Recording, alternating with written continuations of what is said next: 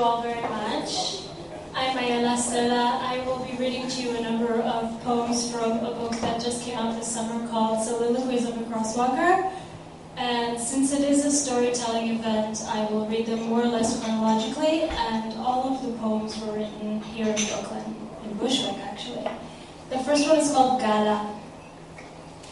Eve once fed me an apple from her garden. Its name was Gala, and I was wearing large green mittens and dirty cream shoes, descending a long escalator in the city after Eden. Adam wasn't there. We were both pregnant, smoking cigarettes without tar and drinking tall silver cans of Japanese beer after the night of the lunar eclipse. I think Adam was off somewhere reading about socialism and punk rock on the toilet, but we weren't sure. All these poems pretty much chronicle the rise and fall of a failed love affair. The next one is called Devious Semantics. Your green soul and purple anthills soar with eagles before migration. You land in a northern state, stamp your devious feet everywhere on the fourth level of dust. You find a red trigger, ooze a clean pus into my dirty girl's soul. The next one I will read you is called Coast to Coast. 90 miles from shore to shore, the boy sailed in a black rubber tube. Yellow hair and red beard met dolphins and stingrays, eels and sharks, seagulls and Greek stars, until he reached a blind shore. He was a year older, greeted by a Negra canine with a floppy ear, and howls heard all the way home. The next one I will read you is called Sing Along, and it's actually from a different chapter in the book. Some of these poems were written here in Bushwick, and some of them were written in Israel. Sing Along.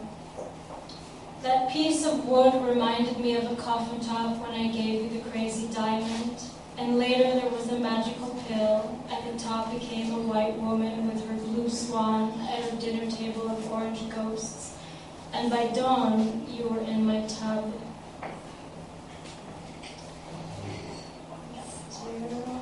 5768. Does anybody know what 5768 stands for?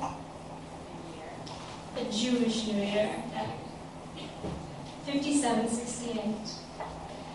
There is a soft gray cat between me and the keyboard. It is late and I am sleepy, and there are only a few hours left before a full day of nasty students. But I did bring my class one of yours where we end up in a New York shower, as we have so many times before, so that your name made it to the local blackboard, and I still wish I was unemployed and living in the woods. Let's do 2 more. This is the first poem that I wrote in this love affair tale. It's called Saki. I wear his robe after malt liquor, Thai food, water, and sake. One green eye, one blue. There is no sex, only a light shining through the white bricks from the hallway. I slip in backwards, and he lifts the robe up to get my ass.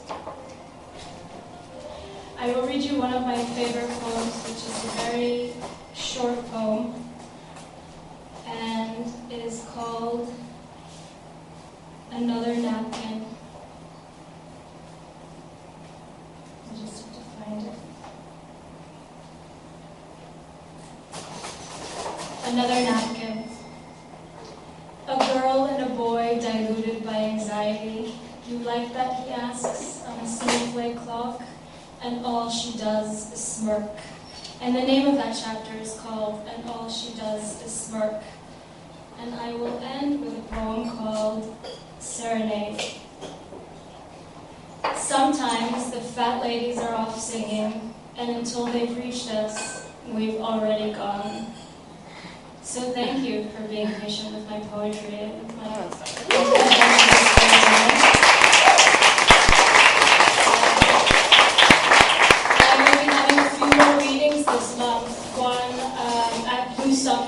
bookstore at the Lower East Side and another one at Cafe Oreo, which is here in the neighborhood, both with fellow writers.